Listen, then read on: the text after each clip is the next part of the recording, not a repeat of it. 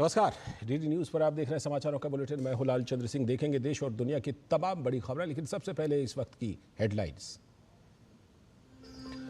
संसद में धक्का मुक्की कांड पर गरमाई सियासत, बीजेपी का आरोप। राहुल गांधी ने मारा 2 सांसदों को धक्का, कांग्रेस का आरोपों से इनकार। भाजपा सांसद की शिकायत पर कांग्रेस नेता राहुल गांधी के खिलाफ आईपीसी की विभिन्न धाराओं के तहत एफआईआर दर्ज। दोनों घायल सांसद आरएमएल अस्पताल के आईसीयू में भर्ती। पीएम मोदी ने फोन करके जाना हाल, तमाम केंद्रीय मंत्री भी पहुंचे अस्पताल। बीजेपी कांग्रेस दोनों ने की धक्का मुक्की की दिल्ली पुलिस से शिकायत। बीजेपी की नागालैंड की आदिवासी महिला सांसद ने भी लगाया राहुल गांधी पर बदसलूकी का आरोप। राज्यसभा सभापति से की शिकायत, सभापति से कहा मामला गंभीर, होगी जांच। राज्यसभा के सभापति जगदीप धनखड़ के खिलाफ विपक्ष का अविश्वास प्रस्ताव का नोटिस उपसभापति हरिवंश ने किया खारिज। कहा विपक्ष का नोटिस झूठे दावों से भरा, इसका उद्देश्य उन्हें बदनाम करना। केंद्रीय गृह मंत्री अमित शाह ने जम्मू कश्मीर पर उच्च स्तरीय सुरक्षा समीक्षा बैठक की अध्यक्षता की। सुरक्षा एजेंसियों को आतंकवाद को खत्म करने के लिए समन्वित तरीके से काम जारी रखने का निर्देश। एरिया डोमिनेशन प्लान और जीरो टेरर प्लान का कार्यान्वयन मिशन मोड पर करने पर जोर।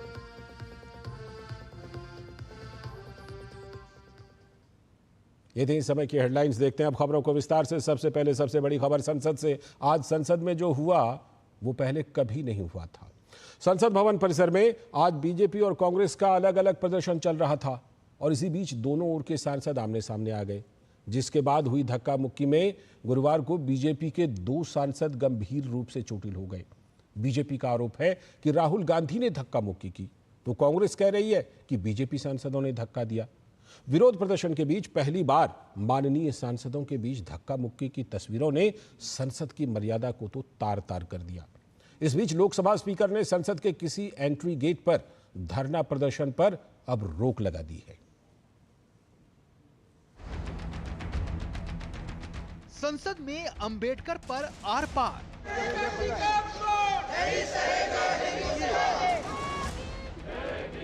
सियासत हुई अब धक्का मार। बीजेपी के निशाने पर राहुल गांधी, गुंडागर्दी करते हो, बूढ़े को गिरा दिया जाता है। चारों तरफ से आरोपों की आंधी। जिस तरीके से लीडर ऑफ ऑपोजिशन ने धक्का दिया, वो शारीरिक और मानसिक प्रताड़ना के बराबर है। जगह संसद भवन परिसर, समय करीब सुबह 11 बजे। संसद परिसर में गुरुवार सुबह इंडी ब्लॉक और बीजेपी के सांसद प्रदर्शन कर रहे थे। मुद्दा था बाबा साहेब भीमराव अंबेडकर के अपमान का।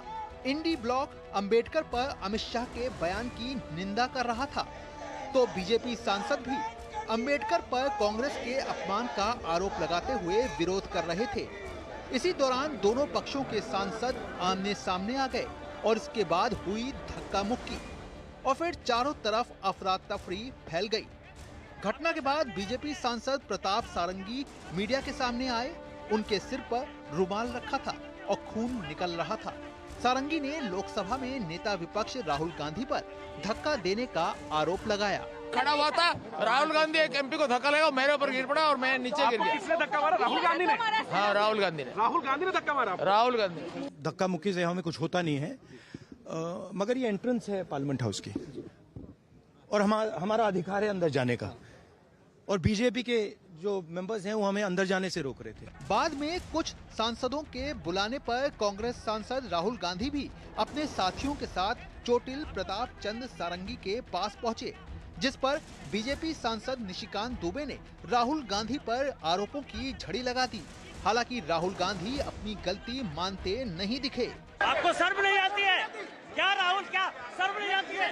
क्या शर्म नहीं आती है? गुंडागर्दी करते हो, बूढ़े को गिरा दिया जाता है। थोड़ी ही देर बाद ये साफ हो गया कि भाजपा सांसद प्रताप सारंगी के साथ ही मुकेश राजपूत भी घायल हुए हैं। बीजेपी का आरोप है कि राहुल गांधी ने उन्हें धक्का दिया, जिसके बाद वह गिर गए और घायल हो गए। पार्लियामेंट अपना शारीरिक ताकत दिखाने का कोई ये प्लेटफॉर्म नहीं है, ये कोई कुश्ती का अखाड़ा नहीं है। राहुल गांधी ने भारतीय जनता पार्टी के 2 एमपीज प्रताप सिंह सारंगी जी और मुकेश राजपूत जी को बहुत बुरी तरह घायल कराया। जोर से धक्का दे करके खून निकलने तक, सर पे चोट आने तक राहुल गांधी जी ने जो फिजिकल असॉल्ट किया है। उनको ऐसा शारीरिक प्रदर्शन नहीं करना चाहिए ना, वो एलओपी है, जिम्मेदारी भी समझें। और फिर जब लग गई, प्रताप चंद्र सारंगी जी और निशिकांत दुबे जी ने कहा भी इनके लग गई, चोट आ गई, आप ऐसे कैसे कर सकते हो, तो उनको देखने भी नहीं गए, मानवता भी नहीं है। आरोप प्रत्यारोप अपनी जगह है, लेकिन संसद परिसर में जिस तरह से धक्का मुक्की की घटना हुई वो लोकतंत्र को शर्मसार करने वाली है। पार्लियामेंट टीम के साथ ब्यूरो रिपोर्ट, डीडी न्यूज। निश्चित रूप से ये दुर्भाग्यपूर्ण घटना घटी संसद के अंदर और बीजेपी के 2 सांसद प्रताप चंद्र सारंगी और मुकेश राजपूत को चोट लगने के बाद अस्पताल ले जाया गया, जहां दोनों को भर्ती कर लिया गया है। प्रताप सारंगी ने माथे पर गंभीर चोट उनके माथे पर आई है, तो मुकेश राजपूत के सिर में चोट लगी है। पीएम मोदी ने दोनों घायल सांसदों से उनका हालचाल जाना, तो कई केंद्रीय मंत्री घायल सांसदों से मिलने अस्पताल भी पहुंचे। अभी भी दोनों सांसद अस्पताल में ही इलाज करवा रहे हैं। संसद परिसर में गुरुवार को हुई धक्का मुक्की में घायल बीजेपी के दोनों सांसदों को संसद परिसर से एम्बुलेंस के जरिए फौरन दिल्ली के डॉक्टर राम मनोहर लोहिया अस्पताल में भर्ती कराया गया। वहां डॉक्टरों ने फौरन ही उनका इलाज शुरू किया। 8 से 10 डॉक्टरों की टीम आईसीयू में उनका इलाज कर रही है। दोनों सांसद आईसीयू में हैं। सिर में चोट लगने के बाद मुकेश राजपूत बेहोश हो गए। उन्हें घबराहट और चक्कर आ रहे थे। प्रताप सारंगी का बहुत ज्यादा खून बह गया है। उनके सिर पर गहरा जख्म है, इसलिए उन्हें टांके लगाने पड़े। दोनों का बीपी भी बढ़ गया था। अभी तो बीपी थोड़ा कंट्रोल में है, बट वो फ्लक्चुएटिंग था, तो इसलिए हम मॉनिटर कर रहे हैं। रात भर मॉनिटर होगा। सारंगी जी और राजपूत जी दोनों को ही सिर में चोट लगी थी। वो शायद गिरे हैं तो सीढ़ी से उनका सिर टकराया है। भाजपा सांसदों के साथ हुई धक्का मुक्की की जानकारी प्रधानमंत्री नरेंद्र मोदी को भी दी गई। प्रधानमंत्री मोदी ने घटना पर गहरी चिंता व्यक्त की और दोनों घायल सांसदों से फोन पर बात करके उनके स्वास्थ्य की जानकारी ली। पीएम मोदी ने प्रताप सारंगी और मुकेश राजपूत से उनके स्वास्थ्य के बारे में पूछा। पीएम सर ने दोनों से बात की, दोनों एमपी से, और सर ने इनको बोले नहीं, जब तक पूरा ठीक ना हो जाए आइए मत वहाँ पे, यहीं पे रुके। एक तो सिटी के लिए जा रहे थे, तो इसलिए बोले नहीं, आप अब पूरा ठीक ठाक जांच कराइए, सारे जांच करने के बाद फिर आप आइए। घटना के बाद केंद्रीय मंत्री शिवराज सिंह चौहान और प्रहलाद जोशी ने अस्पताल पहुंचकर घायलों से मुलाकात की। मुलाकात के बाद सबने राहुल गांधी और कांग्रेस सांसदों के व्यवहार की कड़ी निंदा की। जो भी घटना घटित हुई है ये बहुत ही दुर्भाग्यपूर्ण है, और मैं समझता हूँ कि स्वस्थ लोकतांत्रिक व्यवस्था में इस प्रकार की घटनाएं जो होती हैं ये बहुत ही दुर्भाग्यपूर्ण है। संसद के इतिहास का ये काला दिन है।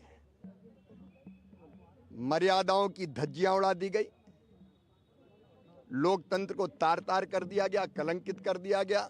ये क्या शर्मनाक बात है। सबने देखा है, उनकी पार्टी के लोगों ने देखा है। क्या कोनिया को धक्का नहीं मारे? वो महिला नहीं थी, वो ट्राइबल नहीं थी, नॉर्थ ईस्ट की नहीं थी। निर्लज्जता की कोई हद होती है। अब चोरी करो फिर सीना चोरी करो। फिलहाल दोनों सांसद आईसीयू में हैं और उनकी हालत स्थिर है, लेकिन उनका स्वास्थ्य और सियासत दोनों चिंता का विषय बने हुए हैं। पार्लियामेंट टीम के साथ ब्यूरो रिपोर्ट, डीडी न्यूज। और संसद भवन परिसर में धक्का मुक्की कांड को लेकर दिल्ली पुलिस ने राहुल गांधी के खिलाफ एफआईआर दर्ज कर ली है। दिल्ली पुलिस सूत्रों ने बताया कि बीजेपी की शिकायत के आधार पर यह कार्रवाई की गई है। बीजेपी का आरोप है कि राहुल गांधी द्वारा की गई धक्का मुक्की में उनके 2 सांसदों को चोट लग गई, जो आरएमएल अस्पताल में भर्ती हैं। राहुल गांधी के खिलाफ भारतीय न्याय संहिता की धारा 115 स्वेच्छा से चोट पहुंचाना, धारा 117 गंभीर चोट पहुंचाना, धारा 125 जीवन और व्यक्तिगत सुरक्षा को खतरे में डालना, धारा 131 आपराधिक बल का प्रयोग और धारा 351 आपराधिक धमकी और धारा 35 सामान्य उद्देश्य से काम करना में केस दर्ज हुआ है।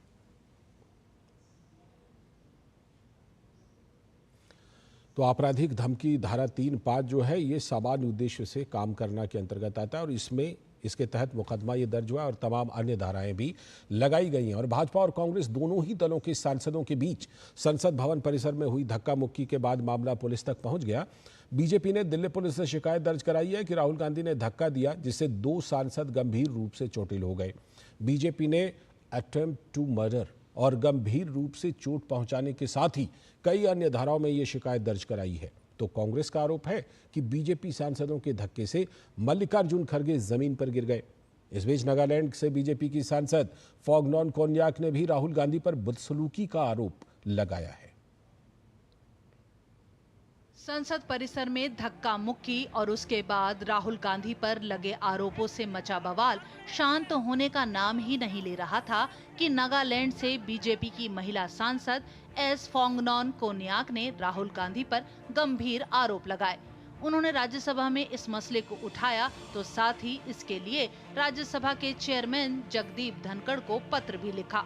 फोंगनोन पी कोन्याक ने कहा कि मेरी गरिमा और आत्मसम्मान को गहरा आघात पहुंचा है। वो ग्रुप में था तो आगे आगे ऐसे थ्रेटन करना वो अच्छा नहीं लगा। आज एसटी हूँ, नागालैंड से हूँ और ये महिला संसद के साथ जो है वो अच्छा नहीं लगा, इसलिए मैंने कंप्लेन भी दिया है चेयरमैन को, उसके प्रोटेक्शन सीख करके। राज्यसभा में बीजेपी अध्यक्ष जेपी नड्डा ने भी ये मुद्दा उठाया और राहुल गांधी की कड़ी आलोचना की। आज जो लीडर ऑफ ऑपोजिशन श्रीमान राहुल गांधी ने जिस तरीके से आज गैर प्रजातांत्रिक तरीके से प्रजातांत्रिक व्यवस्था में लोग जो हमारे सांसद थे वो प्रदर्शन कर रहे थे, उनके साथ धक्का मुक्की की, जिसमें हमारे 2 सांसद घायल हुए। राम मनोहर लोहिया हॉस्पिटल में भर्ती हुए महिला सदस्य इस हाउस की है, उसको जिस तरीके से लीडर ऑफ ऑपोजिशन ने धक्का दिया वो शारीरिक और मानसिक प्रताड़ना के बराबर है। मैं ये कहना चाहता हूं कि यह सदन इस घटना की कड़े शब्दों में निंदा करता है और मैं प्रस्ताव लाना चाहता हूं कि जो हमारे लोकसभा के लीडर ऑफ ऑपोजिशन हैं उनके कृत्य के लिए आज जो उन्होंने किया है उसको कड़े शब्दों में यह सदन कड़े शब्दों से निंदा करता है, भर्त्सना करता है। सभापति ने कहा कि सदस्य ने ये मामला मेरे संज्ञान में लाया है और ये एक गंभीर मसला है और इसकी जांच की जाएगी। I am looking into it. She was literally in tears. According to her, she could never believe that as a lady member, she would have to suffer so much at the hands of another member parliament. I am looking into it. सांसदों से धक्का मुक्की का ये मामला police के पास भी पहुंच चुका है। बीजेपी की ओर से सांसद अनुराग ठाकुर और बांसुरी स्वराज ने दिल्ली पुलिस के सामने मामला दर्ज कराया। वहीं कांग्रेस की ओर से लोकसभा अध्यक्ष को भी शिकायत की गई है। फिलहाल ये मामला स्पीकर और पुलिस दोनों के पास है और अब जांच के बाद ही पूरा सच सामने आ पाएगा। पार्लियामेंट टीम के साथ ब्यूरो रिपोर्ट, डीडी न्यूज। और इन सबके बीच रक्षा मंत्री राजनाथ सिंह ने दिल्ली के राम मनोहर लोहिया अस्पताल जाकर संसद परिसर में हुई धक्का मुक्की में घायल भाजपा सांसदों प्रताप सारंगी और मुकेश राजपूत से मुलाकात की। मुलाकात के बाद उन्होंने बताया कि दोनों सांसदों की हालत स्थिर है, लेकिन उन्हें अस्पताल में 2-3 दिन का समय लग सकता है। उन्होंने धक्का मुक्की की घटना को दुर्भाग्यपूर्ण बताया और इसकी कड़ी निंदा की। जहाँ तक प्रताप जी सारंगी का प्रश्न है, उनको सिर में 2 टांके इस समय लगे हुए हैं और साथ ही साथ हमारे मुकेश राजपूत के भी सिर में अच्छी खासी चोट लगी है, लेकिन दोनों की हालत अभी इस समय स्थिर हैं। डॉक्टर्स का यह कहना है कि अभी 2-3 दिन का समय हॉस्पिटल में और लग सकता है या इससे ज़्यादा का भी समय लग सकता है, लेकिन जो भी घटना घटित हुई है ये बहुत ही दुर्भाग्यपूर्ण है और मैं समझता हूँ कि स्वस्थ लोकतांत्रिक व्यवस्था में इस प्रकार की घटनाएं जो होती हैं ये बहुत ही दुर्भाग्यपूर्ण हैं और इसकी जितनी भी निंदा की जाए वह कम है। और संसद में धक्का मुक्की कांड पर केंद्रीय मंत्री पीयूष गोयल ने लोकसभा में नेता प्रतिपक्ष राहुल गांधी पर निशाना साधा। पीयूष गोयल ने कहा कि राहुल गांधी ने जो किया है उसके लिए उन्हें माफी मांगनी चाहिए। ये इतना घिनौना हरकत है, ग्रीवियसली हर्ट करने की जो उन्होंने कोशिश की है प्रताप सारंगी जी को, जिस प्रकार से धक्का मार के अंदर घुस के सभी को उन्होंने अटैक किया है, उसके लिए उन्होंने सिर्फ माफी नहीं मांगनी चाहिए, उन्होंने पश्चाताप दिखाना चाहिए, बजाय के टीवी पे आके सीना जोरी करें। और संसद में संविधान पर हुई चर्चा के बाद से बाबा साहेब अंबेडकर के नाम पर सियासत ऐसी गरमाई है जो थमने का नाम नहीं ले रही। आज भी संसद में जैसे ही कार्यवाही शुरू हुई तो डॉक्टर अंबेडकर के नाम पर पक्ष विपक्ष की ओर से जमकर तकरार देखने को मिली और हंगामे के चलते दोनों ही सदनों में कोई कामकाज नहीं हो सका तो सदन के बाहर भी बाबा साहेब अंबेडकर के नाम पर आरोप प्रत्यारोप का दौर जारी रहा। बाबा साहब के अपमान का मुद्दा गुरुवार को संसद में छाया रहा। बीजेपी सांसदों ने संसद भवन परिसर में जोरदार प्रदर्शन किया। बीजेपी ने कहा कि गांधी परिवार और कांग्रेस ने हमेशा बाबा साहब का अपमान किया है। बीजेपी सांसदों ने कांग्रेस द्वारा बाबा साहब को भारत रत्न न देने सहित कई उदाहरण सामने रखे। हम लोग कांग्रेस से माफी की मांग कर रहे हैं। कांग्रेस ने डॉक्टर अंबेडकर का सदा अपमान किया है। भारत रत्न का जो उनको सम्मान मिलना चाहिए था वो पंडित नेहरू, इंदिरा जी और राजीव गांधी जी, 3 पीढ़ियों कांग्रेस की जो 3 प्रधानमंत्री थे, तीनों ने ही नहीं दिया। और ना उनका चित्र उन्होंने कभी हमारे सेंट्रल हॉल में लगने दिया, उसके लिए विरोध करते रहे। ये वो पार्टी है, कांग्रेस पार्टी, जिसने आजीवन बाबा साहब अंबेडकर का अपमान करा है और अब ये अपने स्वार्थ के लिए, अपने राजनीतिक स्वार्थ के लिए माननीय गृह मंत्री जी की स्टेटमेंट को तोड़ मरोड़ को एडिटेड विजन जो है वर्जन उसका पेश कर रहे हैं। इनको माफी मांगनी चाहिए देश से। कांग्रेस और सहयोगी दलों की तरफ से संसद भवन परिसर में प्रदर्शन किया गया। जैसे ही दोनों सदनों की कार्यवाही शुरू हुई, हंगामे के चलते पहले 2 बजे और फिर दिन भर के लिए स्थगित कर दी गई। पूरे देश ने देखा कि 2 दिन पहले किस प्रकार से बाबा साहब अंबेडकर का अपमान किया, मजाक उड़ाया, खिल्ली उड़ाई और केवल बाबा साहब अंबेडकर और देश के संविधान का अपमान नहीं किया। 1946 से नेहरू जी ने उनको इंटरिम गवर्नमेंट नहीं रखा। जब उनको लॉ मिनिस्टर बनाया तब उनको अपमानित करते रहे। बाबा साहब को इस्तीफा देना पड़ा और बाबा साहब की जब 56 में डेथ होती है उसके बाद भी ये बाबा साहब को अपमानित करते रहे। शीतकालीन सत्र अब खत्म होने को है। ऐसे में सत्ता पक्ष और विपक्ष के बीच ये टकराव संसद से बाहर भी देखने को मिल सकता है। बीजेपी के युवा मोर्चे ने बाबा साहब के अपमान के मुद्दे पर देशव्यापी प्रदर्शन का भी ऐलान कर दिया है। कहीं ऐसा तो नहीं कि 12 घंटे के बाद सोरस सीक्रेट सर्विस से कोई सिग्नल आया था 12 सेकंड का वीडियो जारी करना है। सीधा जवाब देना चाहिए। अगर आपको कोई बात आपत्तिजनक लगी थी, ऑन द स्पॉट क्यों नहीं रिएक्शन किया? बाद में रिएक्शन होना अपने आप में यह दर्शाता है। बड़ा सवाल यही है कि संविधान और बाबा साहब के बहाने बीजेपी को घेरने की कोशिश कर रही कांग्रेस बाबा साहब के अपमान के मुद्दे पर क्या खुद अब गंभीर सवालों के घेरे में घिरती जा रही है? राजेश राज और ऋषि कुमार के साथ शैलेंद्र मिश्र, डीडी न्यूज। कुछ और बड़ी खबरें। प्रधानमंत्री नरेंद्र मोदी दिल्ली में केंद्रीय मंत्री जॉर्ज कुरियन के आवास पर क्रिसमस समारोह में शामिल हुए। इस अवसर पर कैथोलिक और ऑर्थोडॉक्स चर्च के बिशप और वरिष्ठ पादरी भी उपस्थित रहे। समारोह के दौरान प्रधानमंत्री मोदी ने मोमबत्ती जलाकर शांति और सद्भाव का संदेश दिया।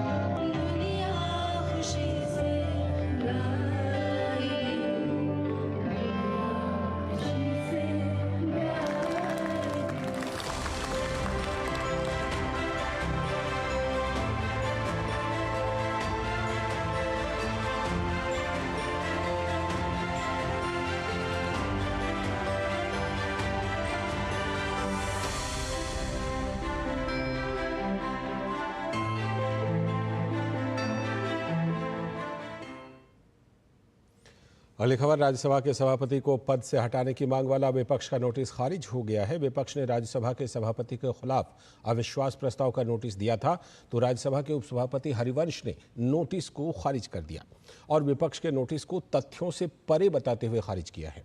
अपने फैसले में उपसभापति ने कहा है कि अनुच्छेद 67 ख के अनुसार उपराष्ट्रपति को हटाए जाने पर विचार करने वाले किसी भी प्रस्ताव के लिए कम से कम 14 दिन की पूर्व सूचना अनिवार्य है। 10 दिसंबर 2024 के इस आशय की सूचना पर 24 दिसंबर 2024 के बाद ही इस तरह के प्रस्ताव की अनुमति दी जा सकती है। यह केवल उपराष्ट्रपति के खिलाफ एक कहानी स्थापित करने के लिए शुरू किया गया अत्यधिक बेढंगा और लापरवाहीपूर्ण है और प्रत्येक कल्पनीय पहलू पर गंभीर रूप से त्रुटिपूर्ण है। प्रेषिती का नाम नहीं, संकल्प पाठ अनुपस्थित संपूर्ण याचिका में पदस्थ उपराष्ट्रपति का नाम सही ढंग से नहीं लिखा गया। जिन दस्तावेजों और वीडियो का दावा किया गया उन्हें याचिका का हिस्सा ही नहीं बनाया गया। बिना प्रमाणीकरण के यह असंबद्ध मीडिया रिपोर्टों के लिंक पर आधारित है। संविधान के उपबंधों, राज्यसभा के नियमों को देखते हुए प्रस्ताव उचित प्रारूप में नहीं है। गंभीर रूप से त्रुटिपूर्ण, स्पष्ट रूप से मौजूदा उपराष्ट्रपति की प्रतिष्ठा को नुकसान पहुंचाने के लिए हड़बड़ी और जल्दबाजी में इसे तैयार किया गया है। तो ये कहकर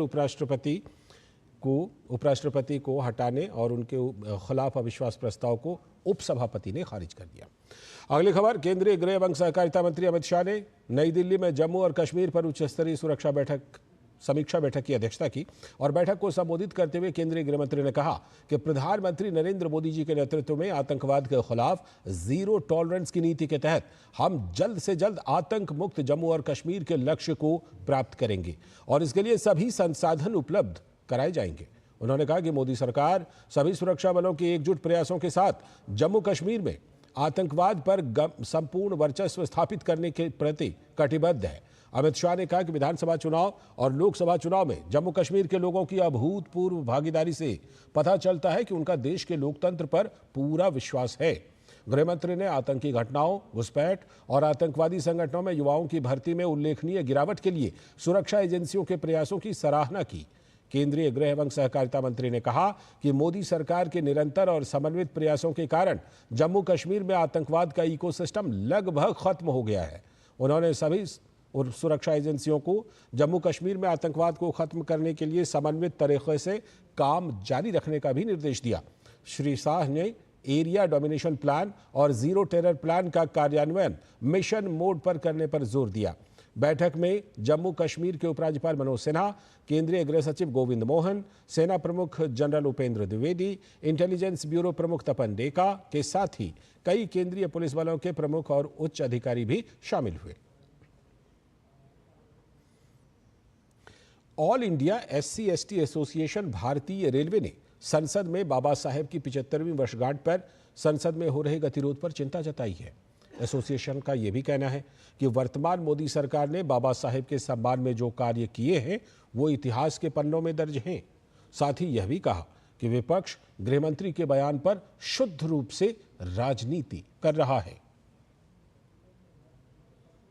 मेरा ऐसा मानना है कि जहाँ तक बाबा साहब डॉक्टर भीमराव अंबेडकर जी की बात है, उनके आत्मसम्मान को कोई ठेस पहुँचती है तो हम सब लोगों को दर्द होता है। लेकिन यहाँ ये समझने की बात है कि जो हमारे देश के प्रधानमंत्री हैं माननीय श्री नरेंद्र मोदी जी, उन्होंने स्वयं ये बात कही है कि यदि बाबा साहब डॉक्टर भीमराव अंबेडकर नहीं होते तो मैं इस देश का प्रधानमंत्री नहीं बन पाता। तो मेरा ऐसा मानना है कि जो बयानबाजी हुई है उसको लेकर के और हमको ज़्यादा उत्तेजित नहीं होना चाहिए, बल्कि इस परिप्रेक्ष्य को समझने की आवश्यकता है और पूरे वीडियो को हमको देखना चाहिए। वर्तमान में जो विवाद हुआ है राज्यसभा में, माननीय गृह मंत्री जी के बयान को लेकर के, उसके परिप्रेक्ष्य में मैं सिर्फ यही कहना चाहूँगा कि जो भारत सरकार के द्वारा किए गए कार्य हैं उन पर भी समीक्षा हमारे लोगों को करनी चाहिए। भारत सरकार ने रेल मंत्रालय में जो हमारे चेयरमैन रेलवे बोर्ड है, CEO रेलवे बोर्ड जिनको बोला जाता है, जो एक बहुत मतलब कैबिनेट सेक्रेटरी के रैंक की पोस्ट है, पहली बार अनुसूचित जाति के मतलब अधिकारी को CEO बनाने का काम किया। और देश में बहुत सारे मतलब जो हमारे माननीय राष्ट्रपति हैं, कानून मंत्री बाबा साहब डॉक्टर भीमराव अंबेडकर के बाद में अगर दूसरी बार कोई कानून मंत्री बनाया तो माननीय अर्जुन राम मेघवाल को वर्तमान सरकार ने कानून मंत्री बनाया है। तो उन चीज़ों को भी देखना चाहिए कि बाबा साहब डॉक्टर भीमराव अंबेडकर को किस तरीके से वर्तमान सरकार सम्मान देने का काम कर रही है। और संसद में संविधान पर चर्चा के दौरान कांग्रेस पार्टी ने जिस तरह का आचरण पेश किया है उससे विशेष रूप से नेता प्रतिपक्ष राहुल गांधी की छवि धूमिल हुई है। डीडी न्यूज के साथ बातचीत में आम लोगों ने कहा कि इतने दिनों से राजनीति में रहने के बावजूद राहुल गांधी ऐसा लग रहा है कि परिपक्व नहीं हुए हैं। कि राहुल गांधी आगे बढ़ेंगे? ना वो नहीं बढ़ेंगे। क्यों नहीं बढ़ेंगे? क्योंकि उनमें ऐसा कुछ खूबी है ही नहीं जिससे उनकी पार्टी जीते या वो सत्ता में आए या प्राइम मिनिस्टर बनने के लायक भी नहीं है। वो उनका भाषण ही नहीं अच्छा लगता, जो भी भाषण स्पीच देते हैं वो से कुछ निकलता है अलग है, बोलता कुछ है, वैसा कुछ बोलता है और पता चलता है ये है। हर पब्लिक जानते हैं कौन कैसा है, कौन क्या बोलना चाहिए नहीं बोलना चाहिए, वो अपना जो मन में आया बोल देता है। खड़गे जो है खड़गे एक बार उल्टा शब्द दिया था, यूपी बिहार के लोग हमारे यहाँ पे झाड़ू पोछा करते हैं। अब बताओ एक राजनेता हो के इस तरीक़ा से बात कर रहे हैं तो आम जनता क्या करेंगे। कुछ और बड़ी खबरें। रक्षा मंत्री राजनाथ सिंह ने देश को रक्षा क्षेत्र में आत्मनिर्भर बनाने में इंजीनियरों की भूमिका की सराहना की। दिल्ली में भारतीय प्रौद्योगिकी संस्थान में भारतीय राष्ट्रीय इंजीनियरिंग अकेडमी INAE के वार्षिक सम्मेलन को संबोधित करते हुए उन्होंने कहा कि विज्ञान और प्रौद्योगिकी के क्षेत्र में भारत का गौरवशाली इतिहास है। रक्षा मंत्री ने 2047 तक भारत को विकसित राष्ट्र बनाने में इंजीनियरों की भूमिका को महत्वपूर्ण बताया। भारत में एक बेहद रिच साइंटिफिक टेम्परामेंट बहुत पहले से ही मौजूद रहा है। यह बहुत कुछ उस वक्त से है जब वेस्ट को इनके बारे में पता तक नहीं था। कुछ ऐतिहासिक कारणों से हम आधुनिक हथियारों के मामले में और डिफेंस सेक्टर में टेक्नोलॉजी के मामले में कुछ हद तक पीछे रह गए थे, लेकिन अब स्थितियां तेजी से बदल रही हैं। अब भारत बेहद तेज गति से डिफेंस सेक्टर में सेल्फ रिलायंस की ओर अपने कदम आगे बढ़ा चुका है और अब हम उन हथियारों को भी एक्सपोर्ट कर रहे हैं जिनका इंपोर्ट करने के लिए हम एक समय पर जाने जाते हैं। भारत को आत्मनिर्भर बनाने की इस पहल में Indian national academy of engineering का बहुत बड़ा रोल है और रहेगा।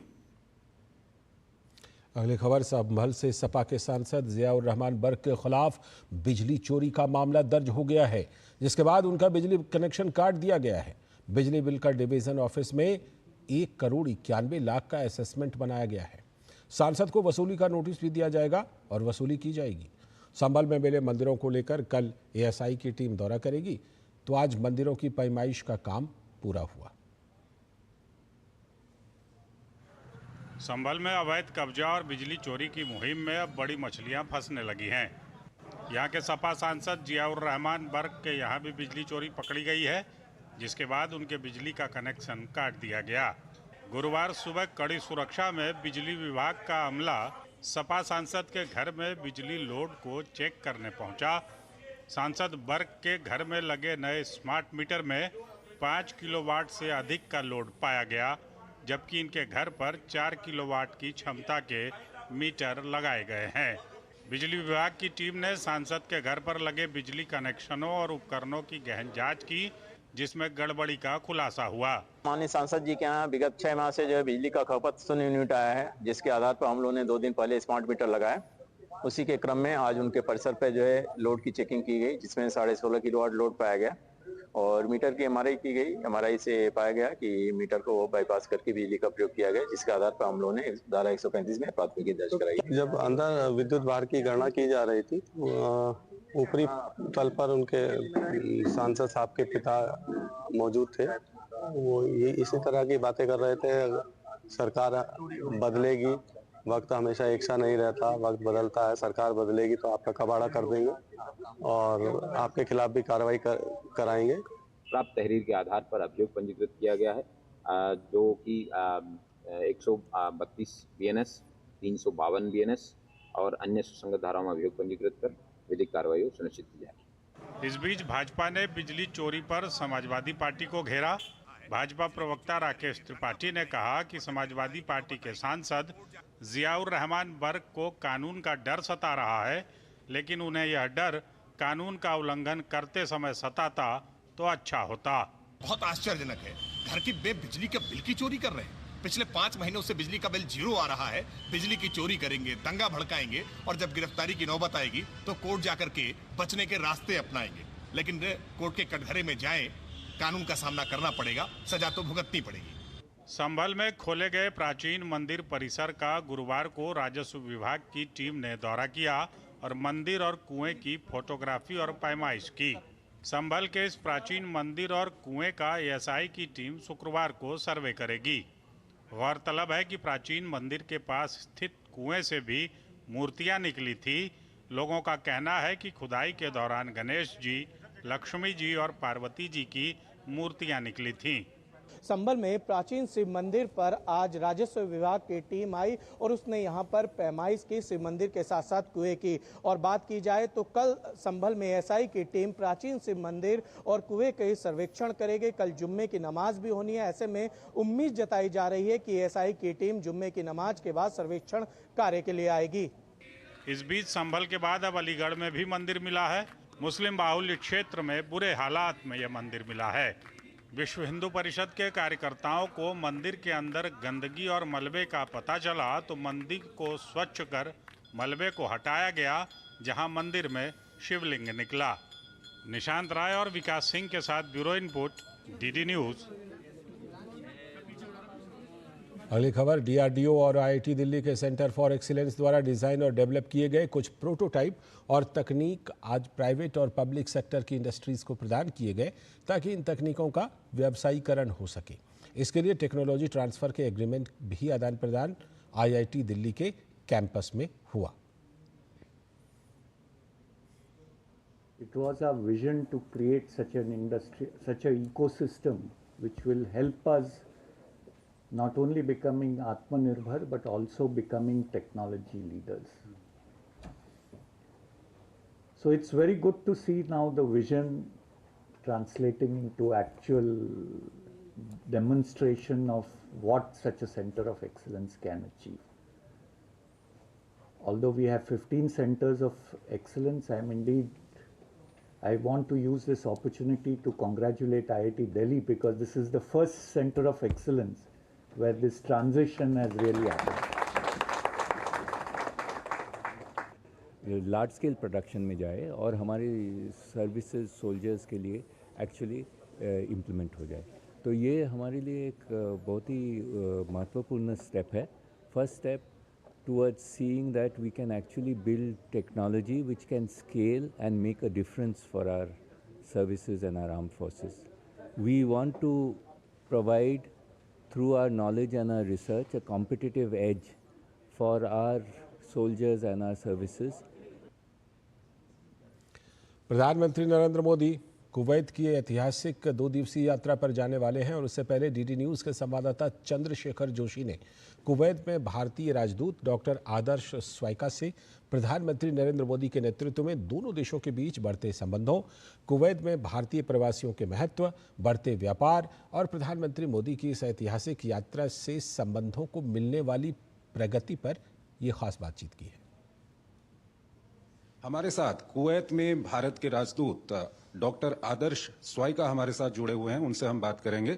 सर, कितनी महत्वपूर्ण ये यात्रा है प्रधानमंत्री की? सबसे महत्वपूर्ण बात यह भी है कि पिछले 1 दशक में दोनों देशों के बीच अगर हम उच्च नेतृत्व वाली यात्रा की बात करें तो वो भी नहीं हुई है। तो इस प्रकार से मेरा यह विश्वास है कि ये यात्रा बहुत ही ऐतिहासिक होगी, बहुत महत्वपूर्ण होगी। सर, अगर भारत और कुवैत के हम संबंधों की बात करें, व्यापार की बात करें, तो किस तरह के ये संबंध हैं? पिछले 1 दशक के व्यापार के अंकों को देखें तो 10 से 15 बिलियन डॉलर तक का, 17 बिलियन डॉलर तक का व्यापार रहा है। भारत के लिए कुवैत तेल का एक बहुत ही अहम स्रोत है। उसी तरह कुवैत के लिए खाद्य सुरक्षा के लिए भारत बहुत महत्वपूर्ण है। हमने पहली बार $2 बिलियन का लक्ष्य प्राप्त किया है और इसमें काफ़ी मेक इन इंडिया के सामान भी आ रहे हैं। तो व्यापार के दृष्टि से यह जो द्विपक्षीय संबंध हैं ये बहुत ही इसमें पोटेंशियल है। प्रधानमंत्री जी का बहुत जोर रहता है इंडियन डायस्पोरा पे। कुवैत पे इंडियन डायस्पोरा की क्या कुछ स्थिति है? भारतीय समुदाय कुवैत में हमारे रिश्तों की आधार है, तो इसमें कोई अतिशयोक्ति नहीं होगी। बिकॉज अगर हम देखें 1992 से लेकर आज तक 5 गुना भारतीय समुदाय बढ़ा है और ये तभी होता है जब उस देश के लोगों को प्रिय होते हैं। और जहां भी मैं अपने कुवैती दोस्तों से बात करता हूं, सबसे पहली बात वो यही करते हैं कि भारतीय लोग सबसे हार्ड वर्किंग हैं, बहुत विश्वसनीय हैं, पीस लविंग हैं। तो आपने डॉक्टर स्वाइका को सुना और भारत और कुवैत के संबंध एक बार और मजबूत होंगे जब प्रधानमंत्री नरेंद्र मोदी यहां पर आएंगे। और दूरदर्शन न्यूज की टीम प्रधानमंत्री नरेंद्र मोदी की जो कुवैत की यात्रा है उसकी पल पल की जानकारी आप तक पहुंचाएगी। मैं चंद्रशेखर जोशी, डीडी न्यूज के लिए कुवैत सिटी से। आगे की खबरों में पंजाब हरियाणा बॉर्डर पर किसान आंदोलन को लेकर सुप्रीम कोर्ट ने पंजाब सरकार को फटकार लगाई है। सुप्रीम कोर्ट ने कहा कि हमें सुनवाई करने में कोई दिक्कत नहीं है, लेकिन हमारी पहली प्राथमिकता किसान डड्डेवाल की सेहत को लेकर है। पंजाब सरकार ने कहा कि धरना स्थल के नज़दीक की हवेली नाम की जगह को हॉस्पिटल में तब्दील कर दिया गया है, जहां मेडिकल एक्सपर्ट भी मौजूद हैं। धरना स्थल पर मौजूद किसान डड्डेवाल को कहीं दूसरी जगह शिफ्ट करने का विरोध कर रहे हैं। मामले की सुनवाई करते हुए जस्टिस सूर्यकांत ने कहा कि आपके अधिकारी उन्हें 1 हफ्ते के लिए अस्पताल जाने के लिए समझा सकते हैं। ज़रूरी इलाज के बाद वो फिर से अनशन पर बैठ सकते हैं। इस बीच कोई दूसरा उनकी जगह अनशन कर सकता है। पंजाब के एजी ने कहा कि हम अपनी तरफ से कोशिश कर रहे हैं, लेकिन अगर टकराव की स्थिति पैदा होती है तो वहां लोगों की जानें भी जा सकती हैं। इस पर कोर्ट ने कहा कि किसान और उनके नेता कभी इस तरह के टकराव में शामिल नहीं रहे हैं। ये शब्द आपके अधिकारियों के दिए हुए हैं। उनका प्रदर्शन शांतिपूर्ण ही रहा है। बता दें कि किसान नेता सरदार जगजीत सिंह डड्डेवाल 24 दिन से भूख हड़ताल पर हैं, जिसके बाद उनकी तबीयत अचानक बिगड़ गई। इस मामले की अगली सुनवाई शुक्रवार को दोपहर 12:30 बजे होगी। विश्व बैंक द्वारा इकट्ठा किए गए नवीनतम आंकड़ों के अनुसार साल 2024 में $129 अरब के अनुमानित इनफ्लो के साथ भारत रेमिटेंस प्राप्त करने वाले देशों की लिस्ट में टॉप पर है। इसके बाद $68 अरब के साथ मैक्सिको, $48 अरब के साथ चीन, $40 अरब के साथ फिलीपींस और $33 अरब के साथ पाकिस्तान का नाम है। विश्व बैंक के एक ब्लॉग पोस्ट के अनुसार इस वर्ष रेमिटेंस की वृद्धि दर 5.8% रहने का अनुमान है, जबकि 2023 में ये 1.2% रही थी। रेमिटेंस ने फॉरेन डायरेक्ट इन्वेस्टमेंट FDI को भी काफ़ी बड़े अंतर से पार कर दिया है। रिपोर्ट में बताया गया है कि रेमिटेंस और FDI के बीच का अंतर 2024 में और बढ़ने की उम्मीद है। रिपोर्ट के मुताबिक वैश्विक स्तर पर पिछले दशक के दौरान रेमिटेंस में 57% की वृद्धि हुई, जबकि FDI में 41% की गिरावट आई।